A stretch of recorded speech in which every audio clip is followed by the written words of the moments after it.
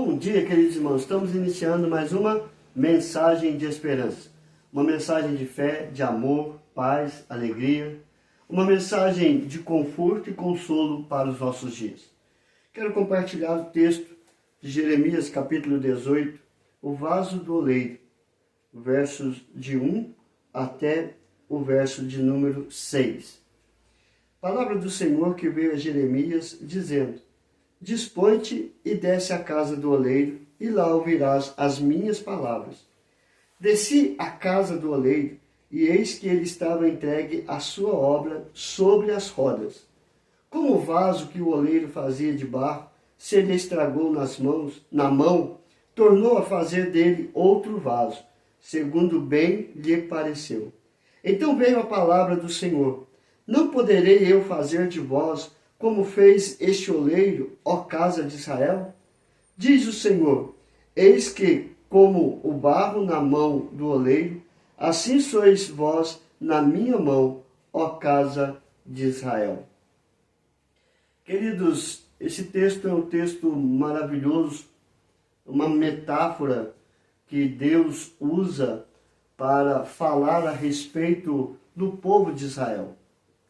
Deus fala com o profeta Jeremias, dizendo a ele para descer à casa do oleiro.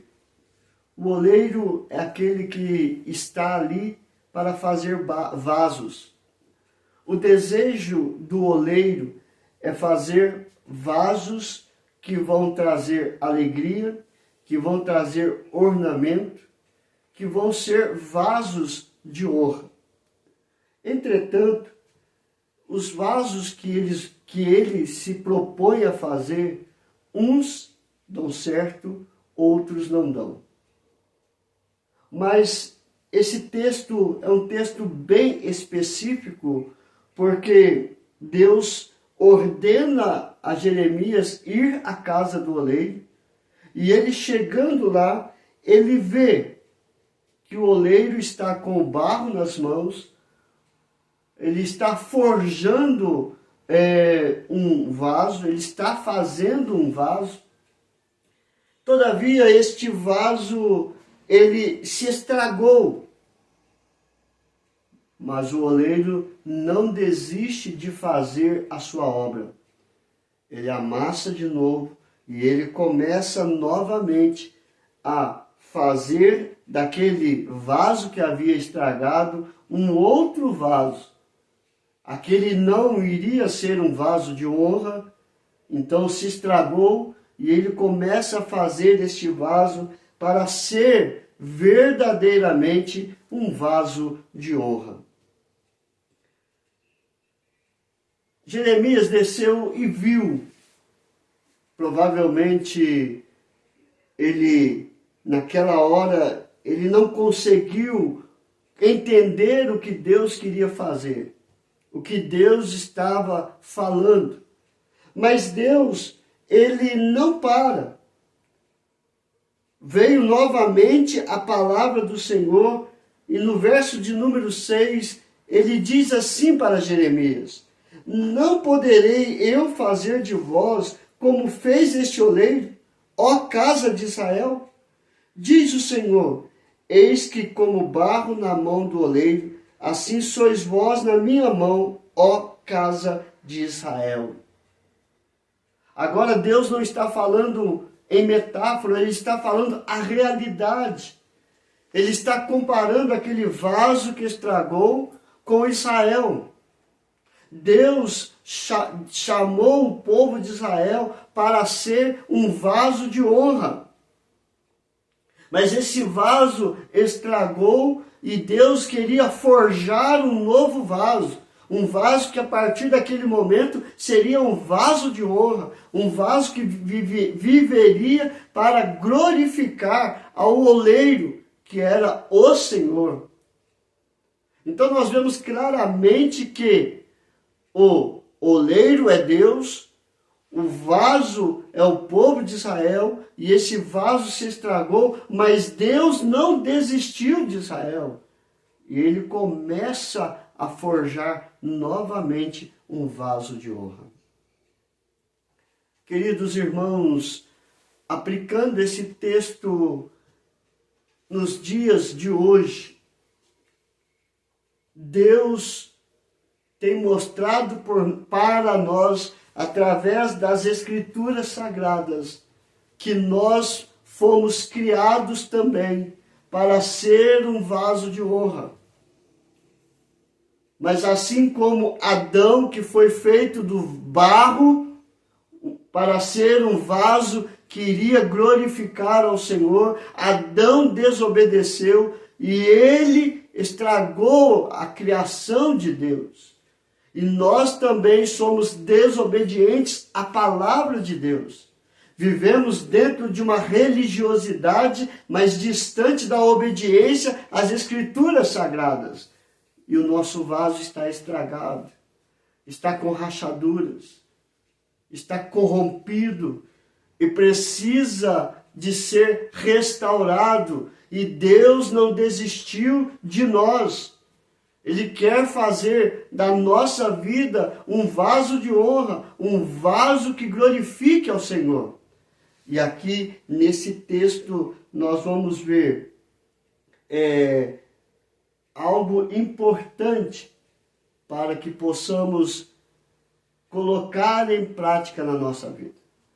Primeiro, nós temos que nos render ao oleiro. Nós temos que deixar Deus refazer o nosso vaso. Nós precisamos reconhecer que sozinho nós não vamos honrar a Deus.